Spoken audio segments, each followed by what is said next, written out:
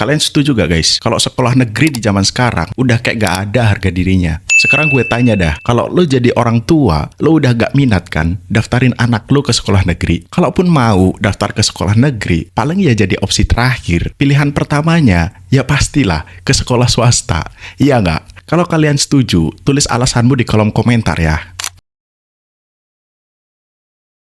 Padahal dulu guys, masuk sekolah negeri itu ibarat udah jadi kasta tertinggi. Gengsinya gede, persaingannya juga super ketat. Misal lo keterima di sekolah negeri, warga satu kampung bakal ngomongin kalau lo tuh anak yang pinter, jenius. Tapi sekarang situasinya kebalik total. Sekolah negeri udah gak ada peminatnya. Banyak sekolah negeri udah jadi kayak kuburan. Gak ada yang mau daftar ke sana. Lo cek aja deh berita yang viral belakangan ini. Banyak banget sekolah-sekolah negeri, khususnya SD, yang pas seleksi penerimaan murid baru tahun ini cuman dapat 1 atau 2 murid doang. Bayangkan, satu sekolah, gedungnya gede, kelasnya banyak, gurunya lengkap, tapi murid barunya cuman sebiji.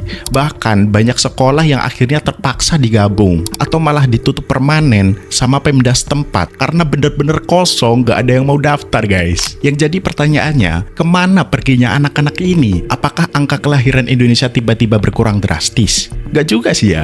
Jujur aja, gue sendiri juga heran. Kenapa ya? Banyak orang tua yang mohon maaf nih, gajinya pas-pasan, yang buat makan sehari-hari aja kadang ngutang, tiba-tiba lebih milih gesek pinjol, ngejual motor, jual sawah, cuman buat masukin anaknya ke SDIT atau sekolah swasta. Mungkin kalian langsung bilang kalau penyebab dari semua ini ya karena soal fasilitas sekolah negeri yang udah jelek banget dibanding sekolah swasta. Alasan ini emang ada benernya guys, tapi dari riset yang gue temuin, fenomena ini ada kaitannya dengan Grand Design Pendidikan Nasional yang dirancang pemerintah sejak era Presiden Joko Widodo. Gue berani bilang bahwa sekolah negeri kita hancur pelan-pelan sejak pendidikan di negara ini diurus pakai gaya perusahaan startup Silicon Valley sama Mas Menteri Nadiem Makarim. Gue di sini nggak mau bahas soal kasus hukumnya yang baru aja divonis 10 tahun penjara karena kasus korupsi pengadaan laptop.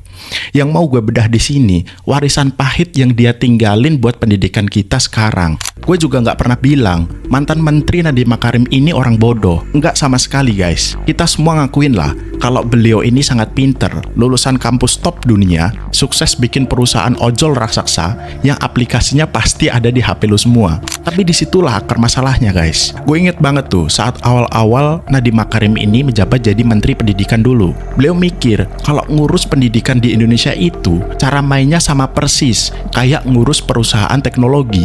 Nadiem ngerasa bahwa semua masalah di sekolah bisa diselesaikan cukup dengan satu aplikasi. Semuanya dipaksa masuk ke era digitalisasi. Slogannya keren banget emang waktu itu. Transformasi digital, merdeka belajar, disrupsi teknologi, dan lain sebagainya lah. Dari kebijakan itu, para guru di sekolah sibuk mantengin layar laptop setiap hari. Bukan buat ngajar online murid ya, tapi guru harus ngisi form administrasi yang banyak banget di aplikasi buatan pemerintah yang namanya Platform Merdeka Mengajar atau disingkat PMM. Tapi realitanya di lapangan gimana? Aplikasi ini justru berubah jadi monster yang nyedot waktu, tenaga, dan kewarasan guru-guru di sekolah negeri. Mereka dikejar-kejar sama yang namanya rating, dikejar poin digital. Mereka disuruh upload bukti karya tiap minggu, disuruh nonton puluhan video pelatihan, ngisi jurnal harian, bikin laporan bertumpuk-tumpuk. Yang semuanya itu wajib diunggah ke server pusat. Kalau poin mereka kurang di aplikasi itu, mereka ditegur sama kepala sekolah. Kalau sertifikat digitalnya nggak kekumpul, karir mereka bakal mandek. Tunjangan juga terancam nggak cair. Ujung-ujungnya, apa yang terjadi? Ya, guru-guru ini stres jadinya. Fokus mereka bukan lagi gimana cara bikin anak muridnya itu paham nulis atau berhitung di kelas. Fokus mereka pindah ke gimana caranya ngakalin aplikasi biar dapat poin tinggi dari sistem. Intinya, peran guru udah diubah paksa sama negara. Dari yang mulanya seorang pendidik, jadi sekedar tukang input data, jadi budak algoritma. Tapi nggak berhenti cuman di urusan aplikasi guys. Lo inget gak? Sejak tahun 2017, pemerintah bikin kebijakan sistem zonasi. Ya dulu katanya, niat awal zonasi ini mulia banget, biar gak ada lagi kasta sekolah favorit dan sekolah buangan. Biar semua anak dapat hak yang sama, tanpa harus tes nilai. Biar kualitas pendidikan sama rata katanya. Tapi apa yang terjadi setelah bertahun-tahun dijalanin? Sistem zonasi ini justru malah nelanjangin borok pemerintah di depan mata rakyatnya sendiri. Sistem zonasi ini sukses ngebuka kedok bahwa kualitas sekolah negeri kita itu emang ampas dan ketimpangannya udah parah banget. Udah fasilitasnya hancur, gak lengkap, WC-nya pesing, atapnya bocor lagi. Gurunya juga jarang masuk kelas pula, ya karena sibuk ngurusin administrasi. Parahnya, kurikulum juga ganti-ganti terus, gak jelas arahnya kemana. Belum lagi, sekolah negeri yang katanya gratis itu, nyatanya banyak iuran-iuran yang gak jelas juntrungannya. Terus lu pikir orang tua zaman sekarang bakal diem aja, nerimo nasib anaknya disekolahin di situ? Lu pikir emak-emak bakal pasrah gitu aja ngelihat anaknya dititipin di tempat yang sistemnya berantakan? Gak bakal mau gue jamin. Dan disinilah guys, letak puncak ironi dari semua kekacauan sistemik ini terjadi. Orang tua kelas bawah dan menengah, mereka akhirnya sadar kalau sekolah negeri udah nggak bisa lagi diandelin buat masa depan anak mereka. Mereka ngeliat anak mereka pulang sekolah tiap hari, tapi nggak dapat ilmu apa-apa. Sopan santun kurang diajarin, pendidikan agama minim banget, pelajaran akademik makin tertinggal, sementara kurikulum dari pusat terus-terusan diganti. Akhirnya terjadilah eksodus secara besar-besaran. Orang tua berbondong-bondong nih, narik anaknya dari sekolah negeri, lalu pindah haluan ke sekolah swasta. Banyak orang tua sekarang pilih lari ke SDIT atau sekolah swasta lainnya, meski harus bayar mahal. Lu tahu nggak kenapa SDIT atau sekolah swasta sejenis sekarang itu makin laris manis guys? Ya karena sekolah-sekolah ini nawarin semua hal yang diam-diam udah dihilangkan sama sekolah negeri. Di sekolah swasta, orang tua ngerasa jauh lebih tenang. Anak mereka jelas diajarin ngaji tiap hari, diajarin sholat duha, diajarin pula adab dan sopan santun. Dan yang paling penting, gurunya beneran ngajar. Gurunya ada, berdiri di depan kelas, ngeliatin muridnya satu-satu, ngejelasin pelajaran sampai anak itu paham.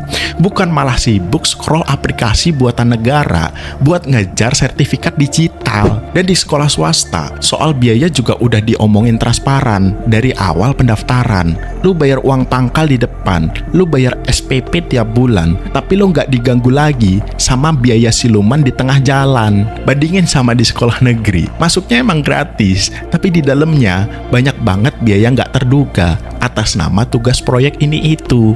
Sebenarnya kalkulasi orang tua kelas bawah itu cukup sederhana dan logis banget. Mending mereka keluar duit yang jumlahnya pasti di awal, tapi anak beneran jadi pinter dan bener, daripada sekolah dibilang gratis, tapi masa depan anak malah jadi abu-abu gak karuan. Lu sadar gak sih betapa mirisnya fakta ini? Emak-emak yang gajinya mentok UMR, yang suaminya mungkin kerja serabutan, mereka rela minjem uang ke tetangga, ke saudara, bahkan ke aplikasi pinjol. Mereka rela nahan lapar, rela gak beli baju baru demi bisa nutupin bayaran SPP anak tiap bulan di sekolah swasta. Sedih banget kan ya, rakyat miskin rela bayar mahal buat beli kualitas pendidikan yang seharusnya dikasih gratis sama negara. Padahal negara punya anggaran lebih dari 600 triliun, tetapi tetap aja rakyatnya harus kerja pontang-panting buat dapet pendidikan yang layak buat anaknya. Ini bukan cuma sekedar gagal sistem guys, ini adalah bentuk pengkhianatan terstruktur negara terhadap rakyatnya sendiri. Kita ini lagi masuk ke fase paling berbahaya, di mana pendidikan dicabut paksa dari akar kemanusiaannya. Pendekatan gaya startup teknologi itu emang bagus kalau dipakai buat jualan barang, bagus buat bikin aplikasi pesen makanan, atau buat optimasi rute ojek online. Kalau lo salah nulis coding, aplikasinya error atau layanannya ngeblank, lo tinggal matiin server, perbaiki sistemnya, beres. Tapi soal pendidikan, ini soal manusia, bos. Ini nyawa, ini anak kecil yang otak dan perasaannya lagi bertumbuh. Ini masa depan satu negara loh. Lo gak bisa ngacak-ngacak jutaan anak sekolah kayak lo lagi ngetes fitur baru di aplikasi. Lo gak bisa sebenarnya ngetes kurikulum eksperimen kalau 2 tahun kemudian ternyata gagal. Lo gak bisa cuman pura-pura ganti nama kurikulumnya, terus pura-pura gak terjadi apa-apa. Anak-anak ini bukan kumpulan user database yang bisa lo riset datanya. Kalau sistem tiba-tiba ngebug, waktu mereka habis, umur mereka nambah terus tiap hari. Dan kebodohan sistemik yang lo tanam ke mereka sekarang bakal berubah jadi bencana besar buat negara ini belasan tahun mendatang. Pada akhirnya, pelan tapi pasti, gedung-gedung sekolah negeri di berbagai daerah itu bakal makin banyak yang kosong. Gak ada lagi tuh suara anak kecil lari-larian, nyanyi-nyanyian di lapangan sekolah. Udah kayak kuburan aja itu ntar sekolah negeri. Sementara itu, gedung-gedung sekolah swasta bakal makin menjulang tinggi, makin bertingkat-tingkat. Yang semua itu dibangun dari uang keringat rakyat miskin yang udah terlanjur putus asa sama negaranya sendiri. Pertanyaannya sekarang tinggal satu, guys. Dan gue mau lu bener-bener renungin ini baik-baik sebelum lu nonton video ini.